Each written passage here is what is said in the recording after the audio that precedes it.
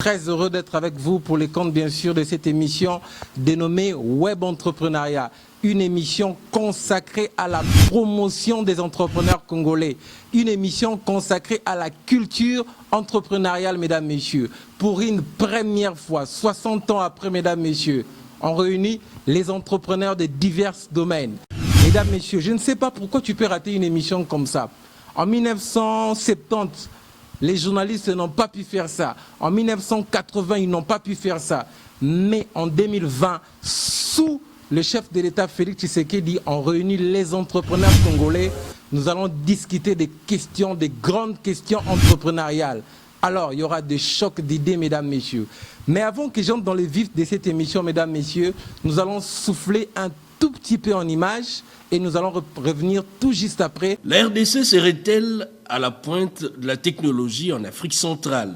Les initiatives des entrepreneurs jeunes du pays illustrent bien cette ascendance qui nécessite l'appui des pouvoirs publics. Ces tablettes School Lab contiennent toutes les leçons possibles pour faire des élèves du primaire et du secondaire des têtes bien faites. Présentées devant le conseiller spécial du chef de l'État en charge du numérique et la porte-parole adjointe du chef de l'État, ces outils vont servir à moderniser l'enseignement des bases et les classes supérieures. Avec ces tablettes, ça permettra finalement d'avoir un nivellement et que tout le monde puisse accéder donc au même contenu. Donc c'est vraiment un plaisir de voir cette start-up montrer que les jeunes Congolais, les jeunes entrepreneurs peuvent réussir, peuvent trouver des partenaires financiers, des partenaires économiques. Et donc je ne peux que les encourager. C'est une grande avancée que le chef de l'État avait encouragée. Il croit beaucoup, en tout cas il soutient la jeunesse congolaise, il soutient ce que fait la jeunesse congolaise. Moi je me rappelle en tout cas qu'on avait été à Abuja avec un groupe des jeunes et donc il est très fier d'avoir des jeunes comme ça qui participent à apporter quelque chose dans cette société. Donc il ne faudrait pas seulement qu'il y ait une catégorie des gens à se plaindre, à dire que ça ne va pas, il y a des choses qui ne décollent pas dans ce pays, mais que tout le monde puisse savoir qu'il est responsable, que tout le monde puisse se dire qu'il a un rôle à jouer. Une entreprise congolaise. Donc comme nous n'avons pas l'occasion de les rencontrer personnellement, nous estimons qu'à travers vous, vous pouvez lui remettre notre cadeau. Et c'est symbolique. Mais comme c'est lui qui nous a vraiment donné l'impulsion, nous estimons qu'il mérite cet honneur d'être la première personne qui reçoit une tablette scolaire congolaise avec les contenus de l'enseignement congolais. L'objectif visé est d'en faire un outil de travail pour enseignants et élèves en vue d'établir une sorte d'interactivité à distance et le directeur général de School Lab, Pascal Kanik, en est conscient. Dominique Migisha, conseiller spécial du président Félix Tshisekedi, s'implique personnellement pour booster l'entrepreneuriat numérique en RDC. Mathieu Takizala, DG de Spécial Auto, l'entrepreneur congolais commence son aventure en France et décide de venir enfin investir dans l'automobile de son pays. Mathieu Takizala, déterminé à changer l'histoire de garagiste en RDC. Le conseiller qui est en face parle des numériques. Le numérique, partout au monde, ce sont les entreprises qui le développent. Partout au monde, c'est des boîtes. Bruno Mafolo, DG de Lombano, trouve une opportunité que beaucoup de Congolais pessimistes n'ont pas pu trouver. Mafolo lance son premier e-commerce en RDC.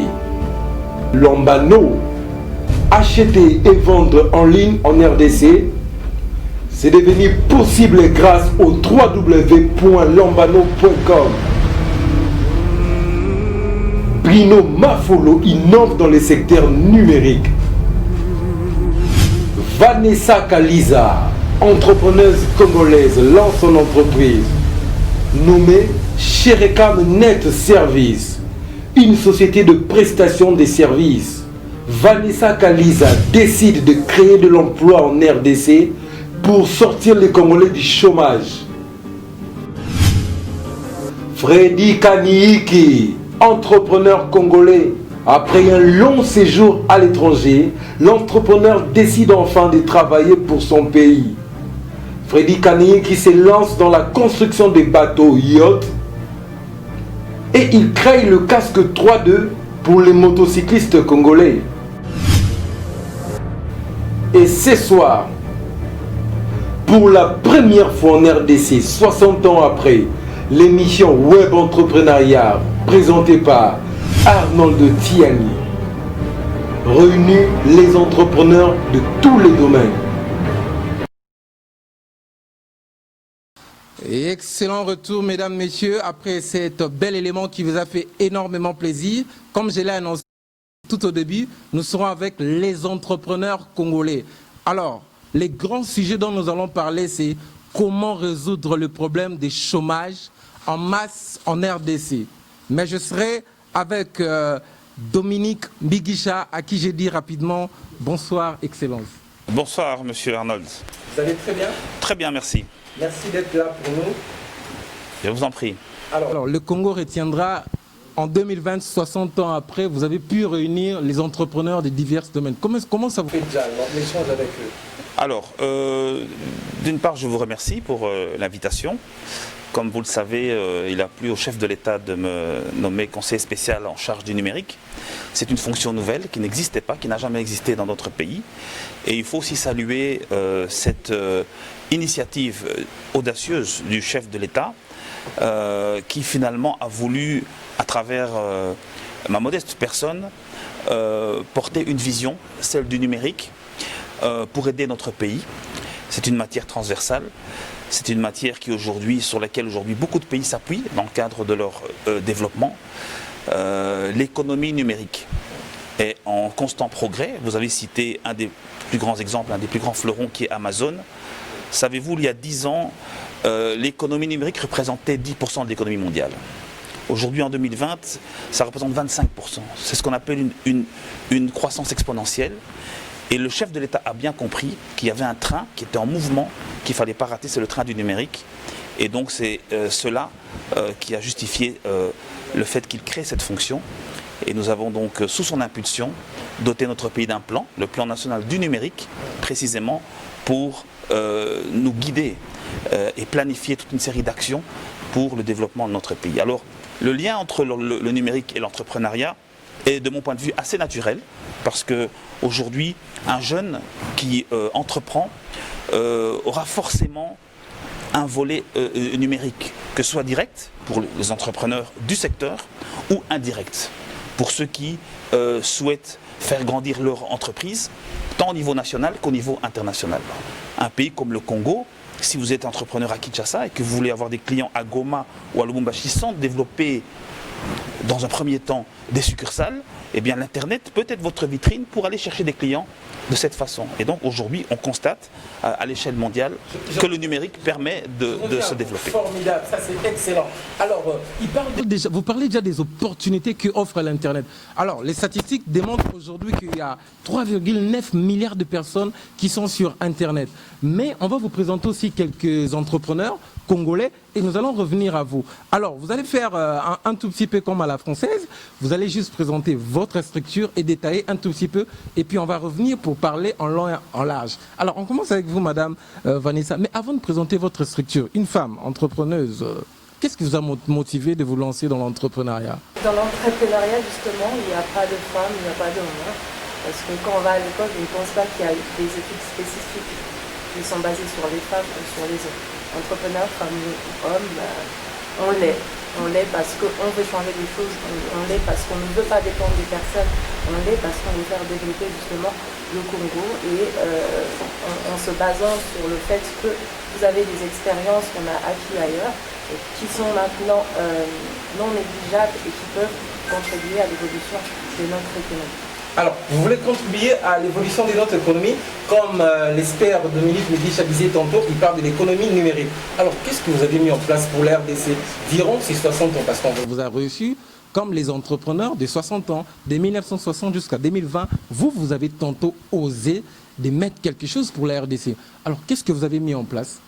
Donc, j'ai mis en place deux structures en même temps. Il y a déjà le côté social qui est dans la mutuelle de santé à Pierre-Poirier, dont je suis promotrice et en même temps présidente du conseil d'administration. C'est pour vraiment aider toutes ces populations qui n'ont pas en mesure de rentrer en accès de soins aux soins de santé, et pouvoir les aider à inculquer les valeurs de la prévoyance volontaires. Donc, il y a Afia Communauté Mutuelle de Santé.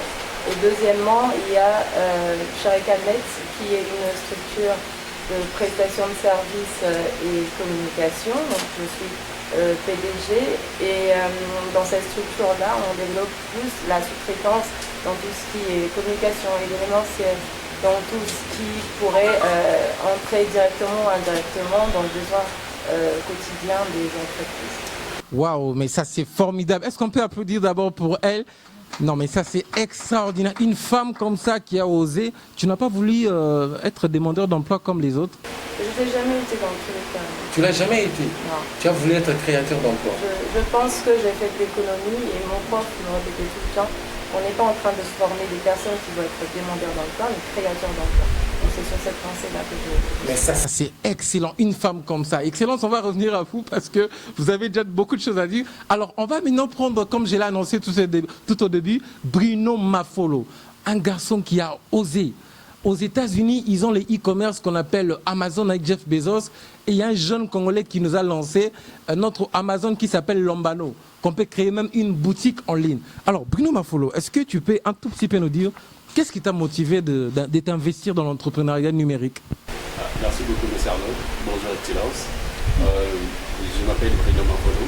D'abord, à l'ère où la crise économique perturbe le marché, le marketplace se développe comme un nouveau moyen de distribution à l'amour et la solution au chômage. Lombano est un écosystème et une marketplace B2C où tout le monde vient vendre et acheter dans une diversité de formats tarifaires et provenant d'idées différentes. C'est-à-dire, nous mettons à la disposition des vendeurs la plateforme, les solutions, les soutiens dont ils ont besoin pour développer leurs activités et prospérer. Et si les ménages viennent acheter sans se déplacer, il suffit d'utiliser son téléphone ou son ordinateur avec une connexion Internet classique. Vous achetez 24 heures sur 24 heures et la livraison est gratuite en temps réel.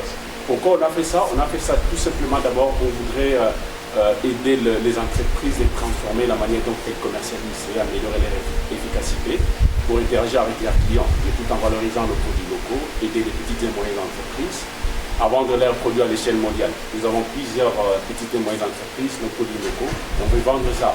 On veut aider des gens qui sont par exemple à l'intérieur, à Lubumbashi, à Matadi. Voilà pourquoi on a créé cette plateforme. Pour aider à tout le monde d'ouvrir de créer leur propre boutique dans notre plateforme et vendre sur C. On voudrait créer un écosystème de commerce électronique qui permettra aux clients et aux entreprises d'échanger commercialement à tous les niveaux en ligne. Voilà pourquoi on a créé cette plateforme, pour aider tout le monde à vendre. Pour aider même ceux qui sont en Europe, qui ont besoin de consommer nos produits locaux, ils peuvent acheter et puis on peut livrer. Excellent, mais ça c'est extraordinaire, ça c'est les Congos qui gagnent. Alors comme je disais tantôt, moi je ne suis pas un jeune qui est dans l'opposition, mais dans la proposition. Alors les jeunes se sont réunis, nous avons créé cet incubateur web entrepreneuriat pour faire désormais des propositions à l'État. Raison pour laquelle nous avions quelqu'un qui va nous accompagner pour ça. Alors, on a aussi M. Freddy Kaniiki. Toi, tu as pensé aux motocyclistes jeunes congolais. Tu as innové dans ces secteurs. Parle-nous un peu de ces projets-là. Tu es anglophone et francophone. Fais un effort de parler en français. Bonjour tout le monde. Bonjour. Je suis ravi d'être devant vous. Juste pour me présenter, je réponds au nom de Freddy Kaniiki. Je suis le cofondateur et directeur de production d'Addis Group, qui est un groupe sud-africain. Nous avons décidé depuis novembre de l'année passée d'ouvrir une filiale ici qui est Addis Congo. Notre souci, c'est d'amener chez nous ce que nous avons pu réaliser à l'extérieur du pays. Et au-delà de cela, nous nous sommes rendus compte que nous sommes en train de grandir. Il va falloir que nous puissions laisser un certain héritage, c'est-à-dire former les autres aussi. Alors la petite histoire est que Addis Group, c'est une entreprise d'ingénierie. Nous travaillons avec beaucoup de secteurs, le secteur minier, le secteur pétrolier, le secteur qu'on appelle fashion, building. Alors nous utilisons les matériels de construction comme la fibre de verre, le métal, le bois et tout ce qui peut demander notre créativité. Arrivé à Kinshasa, déjà ça fait 7 mois, nous avons 3 produits sur le marché. Nous avons produit la poubelle électronique déjà sur le marché congolais, produit à Kinshasa. Et nous sommes en discussion du point de vue production à Kinshasa aussi. Le deuxième produit que nous avons mis déjà sur le marché aussi, c'est l'article casques pour les Webons. Parce que moi-même, des fois, j'utilise les motos par rapport au trafic et nous sommes rendus compte des accidents, les effets qui arrivent après les accidents sont néfastes, non seulement au Congo, partout ailleurs. Tandis que les casques qui sont importés au Congo ne sont pas ISO, ça ne répond pas aux standards internationaux. Alors, nous avons produit ici à Kinshasa un casque qui répond aux standards internationaux que nous allons distribuer dans les jours qui suivent. Et le troisième produit que nous venons de finir quelques semaines passées, ce sont les casques pour les roulages, on les appelle les roulages. Nous avons trouvé que certains de nos roulages ont des casques qui sont nouveaux. Alors, nos soldats qui sont en train de se battre jour et nuit pour régler la circulation routière, les voir dans des conditions pareilles, ça nous faisait très mal. Alors, nous avons fini aussi les casques. C'est l'Afrique que je parle de cette histoire, franchement, nous le savons. C'est enfin que nous puissions l'air. C'est une manière pour nous de dire merci à nos vaillants soldats qui sont là jour et nuit, qui travaillent pour nous. Donc, c'est du moins, c'est là. Par formation, je suis consultant naval et je suis consultant de yacht et je suis aussi ingénieur pour le monde. Donc, c'est du moins ça. Est-ce qu'on peut applaudir pour ces jeunes ici? Non, mais ça c'est extraordinaire. Comme on dit, c'est le Congo qui gagne. Félicitations pour ton projet encore. Alors, vous êtes chef d'entreprise, vous avez basculé aussi dans le numérique tantôt. Alors, vu qu'il est dans le numérique, Spécial Auto existe sur une plateforme numérique. Alors, vous avez des agents que vous avez engagés, vous là. Comment vous faites pour les repayer pendant ces 15 ans? Est-ce que l'État vous a aussi un tout petit peu encouragé? Cher Arnold, nous sommes dans un écosystème de bruyandisme, c'est-à-dire de la jungle. Je suis un financier. Il n'y a pas un écosystème financier congolais. L'écosystème, je suis un monétariste. Financier, ça commence par ce qu'on appelle le fameux banque centrale. C'est lui qui donne les licences d'exploitation aux banques commerciales. Donc, un banque commerciale ne peut pas être puissant par rapport au régulateur qu'on appelle la banque commerciale, la banque centrale. Mais la banque centrale congolaise, elle est politisée. Et pourtant, là-bas, ça devait être des technocrates qui voient les choses. Est-ce qu'il y a des banques congolaises ici? Il n'y en a pas. Là, la Poste qui a fait l'autre fois la fierté de l'économie congolaise. Est-ce qu'il existe? Non. Moi, dans mon domaine, vous allez voir qu'il y a des banques qui ont des filiales dans mon domaine. Comme monsieur le conseiller vient de préciser. Ça sera bizarre. Je viens de refaire un plan de relance de la République démocratique du Congo où je mets tout en compétition, en commençant par le secteur financier. Parce qu'on ne peut pas créer de recherche sans de boîtes. On quitte les années 70 avec presque 9000 entreprises dans le répertoire de l'AFEC. Mais aujourd'hui, on a 500 entreprises. Ça signifie que l'État est en faillite. On crée une recherche autour des boîtes, autour des entreprises. Mais on ne peut pas concevoir qu'on a fait roue libre pendant 40 ans ou 50 ans dans ces pays, en croyant que ça veut le royalties douanières, ainsi de suite. On appelle ça ici le régime financier. C'est aberrant ça. C'est pas normal. Vous avez un dispositif ici qu'on appelle fonds de promotion industrielle. Est-ce que l'économie, dans tout le compartiment, il dépend uniquement de la partie industrielle? L'emploi industriel en pays démocratique représente combien? Même pas 10%. On doit commencer d'abord à effacer ce dispositif, à créer une banque publique d'investissement avec une branche cautionnaire. Ça signifie que lorsque un entrepreneur qui a un modèle économique bancable, et l'État lui-même doit être cautionné. Aujourd'hui, on peut chercher, il y a des fonds d'investissement. Vous cherchez peut-être 15 millions de dollars avec des ambitions que vous avez. On va dire il faut un garantie. Mais le garantie partout au monde, c'est quoi? C'est le garantie étatique. L'État n'a même pas de stratégie économique. Ils subissent.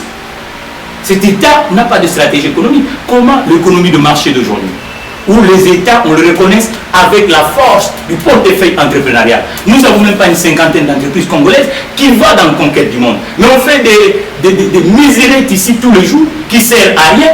On n'essaie même pas d'auditer pendant 60 ans combien d'emplois on a créés. On ne le crée pas dans les ministères. Il y a 66 ministres aujourd'hui. Il n'y a même pas un ministère qui vient chez Spécial Auto. Vous arrivez à une boîte qui est en faillite, qui est la République démocratique du Congo. On commence même à auditer, à chercher, à changer des fournisseurs.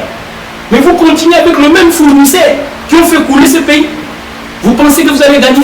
Non. Il faut qu'on change la façon de faire.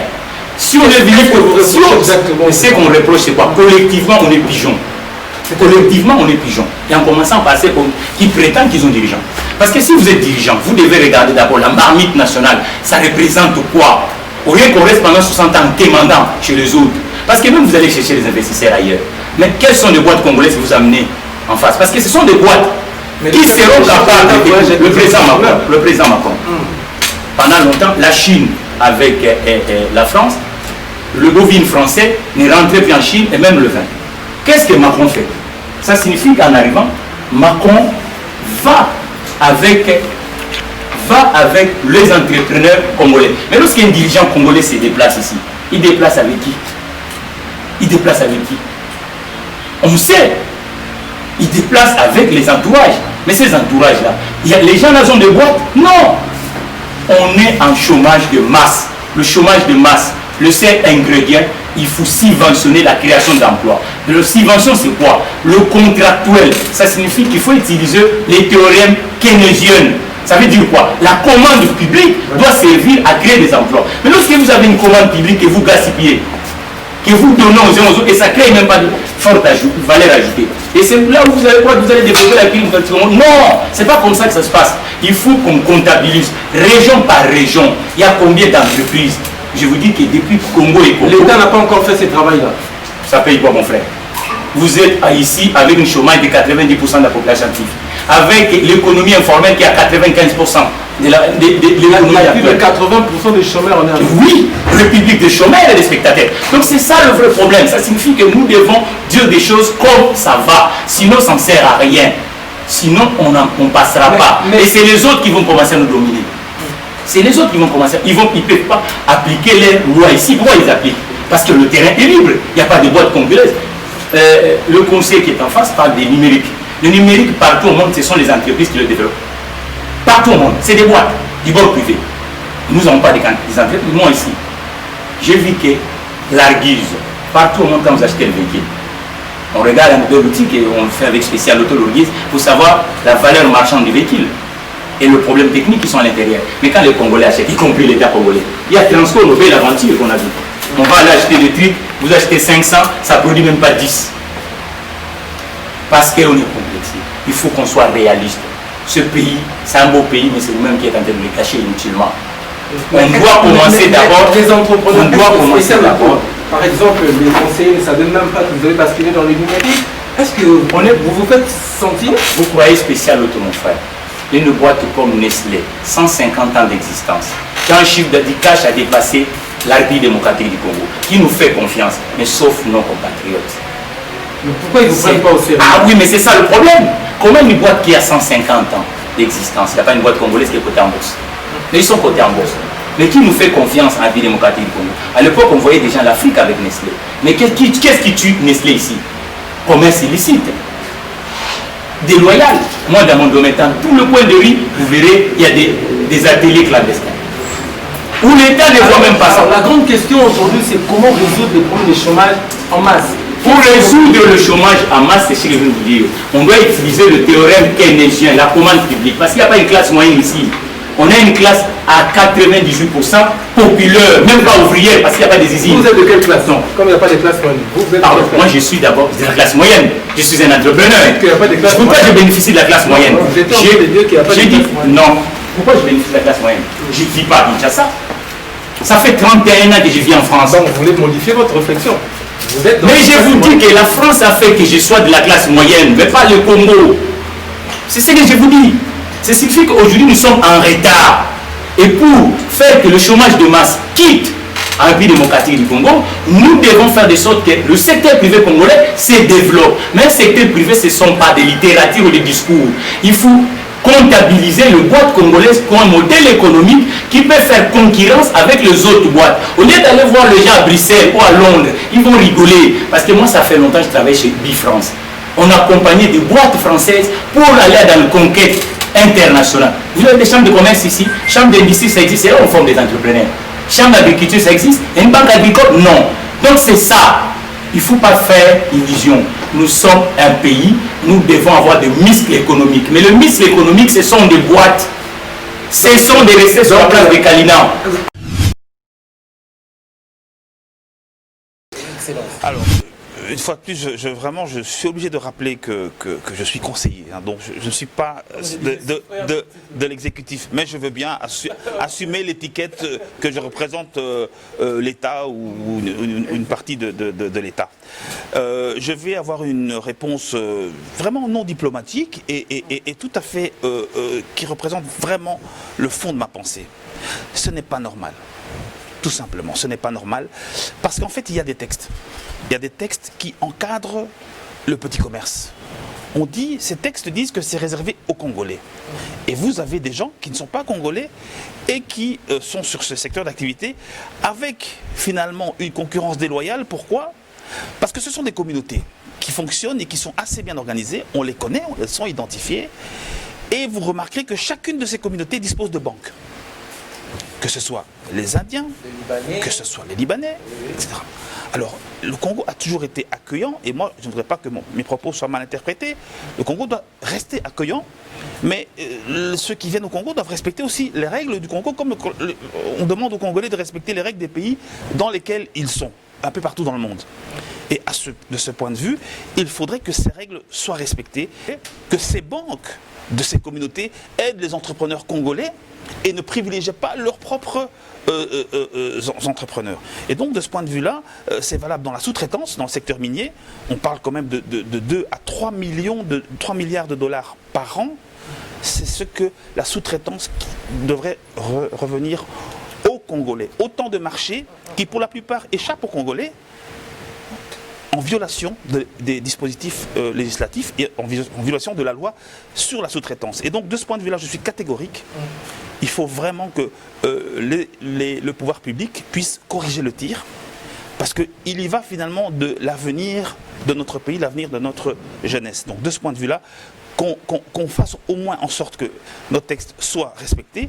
Ensuite, il faut aller plus loin avec des encouragements, des aides, des financements, des facilités au niveau bancaire, des prêts, pour finalement permettre à ces entrepreneurs de réaliser leurs projets. Aujourd'hui, comment voulez-vous qu'un jeune entrepreneur puisse aller emprunter 10 000 ou 20 000 dollars dans une banque sans qu'il n'ait rien? Il faut un dispositif de garantie. Alors l'État peut faire en sorte que les meilleurs projets puissent être financés pour limiter les risques d'échec. Il y a toujours des échecs dans l'entrepreneuriat. Mais écoutez, je n'ai pas moi à faire des conseils spécifiques dans cette matière, vu que ma matière c'est le numérique. Mais pour le numérique, effectivement, nous sommes en train de travailler, nous encourageons la création de ce qu'on appelle la Startup Act. Startup Act, c'est tout un dispositif pour aider les jeunes startups à faire en sorte qu'elles puissent décoller. C'est au niveau du financement, c'est au niveau des dispositifs fiscaux, c'est au niveau, par exemple, lorsque vous avez un jeune entrepreneur qui, finalement, travaille comme salarié dans une entreprise, mais qui a une idée qu'il voudrait développer, eh bien, le Startup Act va permettre à cet employé de quitter l'entreprise pendant 1 an ou 6 mois, le temps de tester son idée, de monter sa start-up, et si jamais ça ne fonctionne pas, il retrouve son emploi comme s'il n'avait jamais quitté. Ce sera une obligation pour l'entreprise. Donc c'est tout ce dispositif que nous voulons mettre en place dans ce domaine. Mais bien évidemment, on peut imaginer que ça s'applique à l'ensemble des secteurs qui sont visés par l'entrepreneuriat, c'est-à-dire vraiment créer un cadre et un climat d'encouragement. Avec évidemment, et ça j'insiste beaucoup là-dessus, on doit instaurer la préférence nationale pour les jeunes entrepreneurs, pour un certain nombre de marchés qui doivent leur être attribués de manière exclusive. Ça, c'est vraiment mon souhait, parce que d'autres pays l'ont fait, et je ne vois pas pourquoi on se priverait, je ne vois pas pourquoi nous ne le ferions pas.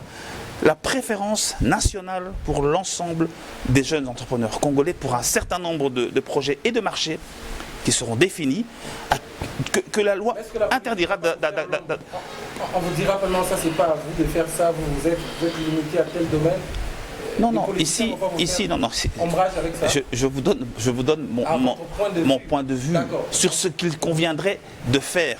Dès lors qu'on veut aider, qu'on affirme qu'on veut aider la jeunesse entrepreneuriale congolaise, la meilleure façon de le faire pour l'État, comme on dit,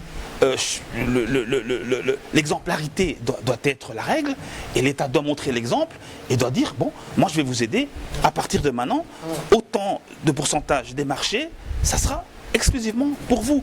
Mais le Congo n'aura rien inventé. Dans tous les pays du monde, vous avez ce genre de dispositif. Donc il faudra simplement faire en sorte que ça soit appliqué.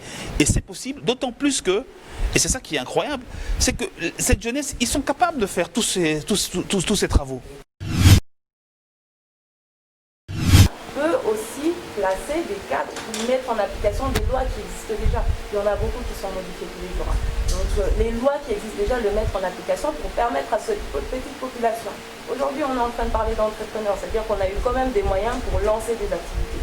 On a des moyens pour payer les employés sans avoir un appui en retour. On vient de passer 3 mois de confinement.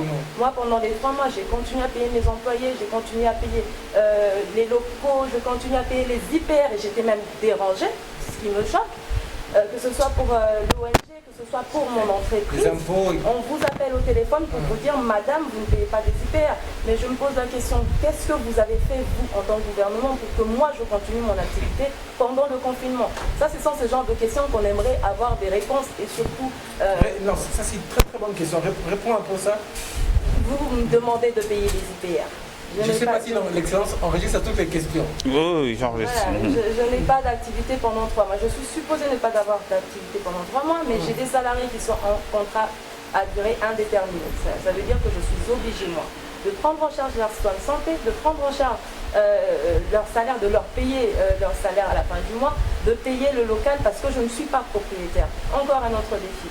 Donc, quand monsieur des impôts m'appelle au téléphone pour mettre la pression et me dire « Madame, vous devez payer des IPR » alors que je n'ai même pas eu d'accès en ville, il fallait moi-même débourser des sous pour avoir des macarons pour accéder en ville, c'est un problème.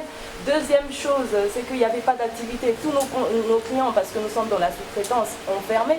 Vous me demandez de payer sur base de quoi? Quel est l'apport du gouvernement ou de l'État en appuyant l'entrepreneuriat? Aujourd'hui, on parle du chômage.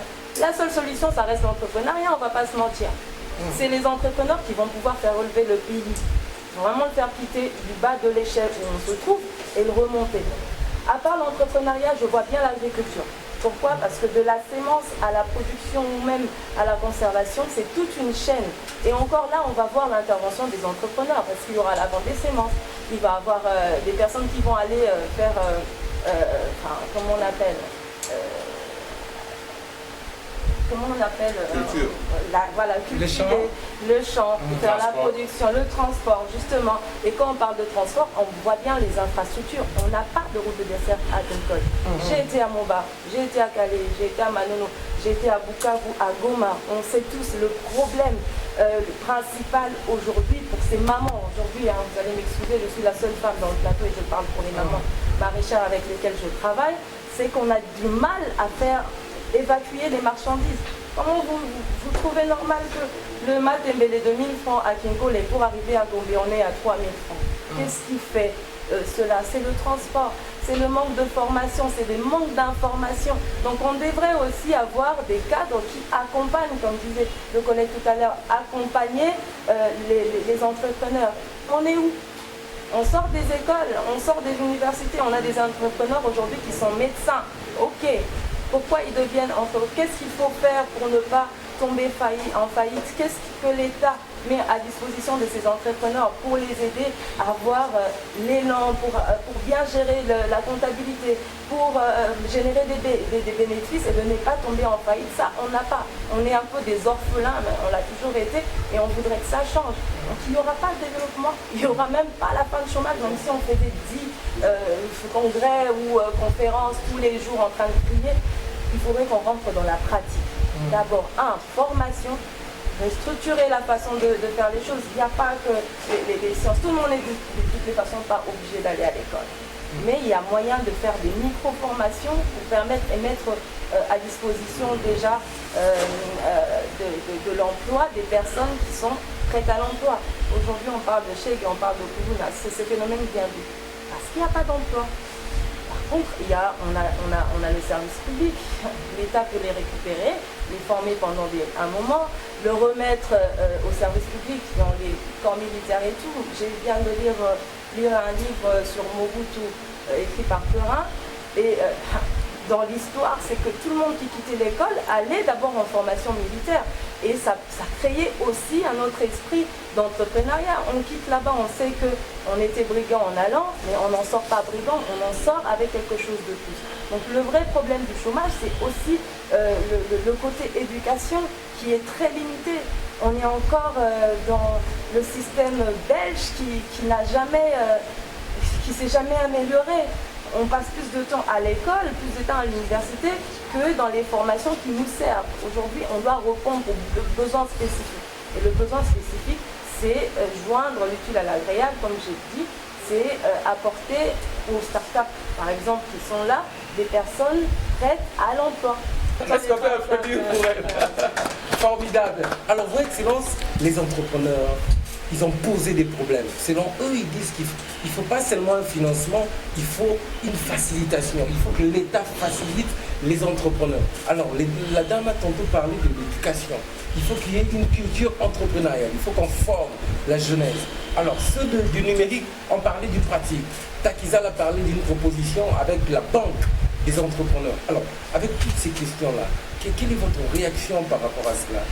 Bon, je pense que il faut d'abord saluer finalement la qualité de ce plateau et c'est bien la preuve que lorsqu'il est question de parler entrepreneuriat, je pense que finalement les meilleurs experts ce sont les acteurs eux-mêmes et c'est eux qui connaissent et finalement quels sont les problèmes, quels sont les contours et vraiment j'invite le pouvoir public à vraiment à encourager et à s'approcher vraiment de ces acteurs. De manière plus singulière, je voudrais quand même finalement rebondir sur ce que vous avez dit et effectivement saluer votre intervention aussi en tant que femme. Je pense qu'il faut l'assumer, contrairement à ce que vous dites. Il faut l'assumer pour des raisons évidentes. C'est que nous avons aussi dans notre pays des problèmes de genre. Le genre est sous-représenté. Il y a aujourd'hui 17% de femmes au niveau à peu près du gouvernement, plus ou moins 10% au niveau du Parlement. C'est très peu puisqu'on a dans nos textes la parité. C'est pour comme un objectif. Alors certes, il faut y aller progressivement, et donc c'est bien effectivement que vous assumiez votre rôle.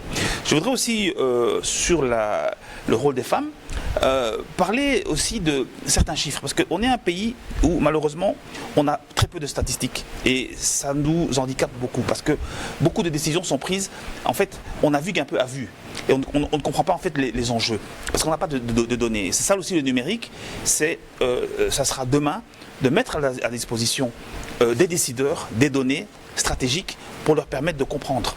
Le chiffre que je voudrais donner ici, c'est un indicateur qu'on appelle le TEA, c'est le taux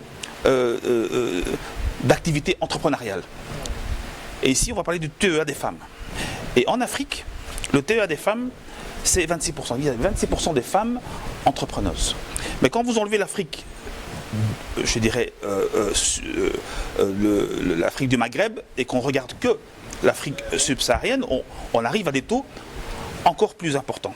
Parce que le Maghreb est pratiquement au niveau de l'Europe. En Europe, on tourne autour de 8%. En Asie, 11%. Et il y a des pays en Afrique, comme le Nigeria, qui est à plus de 50%, soit 60%. Le PIB des femmes entrepreneurs, on parle souvent du rôle des femmes, mais il faut connaître les chiffres. Le PIB en Afrique, c'est entre 250 et 300 milliards de dollars par an. C'est fondamental. Et quand vous comprenez ça, quand vous êtes décideur, qu'est-ce que vous faites? Vous dites, parce qu'on le sait tous, oui, le rôle des femmes c'est important, etc. C'est plus qu'important, c'est un moteur. Et à ce moment-là, vous vous dites, mais que faire pour les accompagner et les encourager? Parce que ce sont réellement un moteur. Et c'est pour ça qu'il ne faut pas minimiser votre rôle avec le genre. Je sais que, voilà, c'est jamais agréable d'être là. Vous avez vos propres ambitions personnelles et vous n'avez pas envie de porter un chapeau de défendresse du genre. Mais c'est un fait et il faut l'assumer. C'est très important. Mais quand vous êtes dans un milieu où vous parlez professionnel, le fait de dire c'est une femme... On va vous ramener à ça. Évidemment. Évidemment, voilà. Donc ça, c'est un élément que je voulais communiquer. Et pour rester donc et évoluer sur ce qui a été, rebondir sur tout ce qui a été dit, bien évidemment, la formation, c'est fondamental.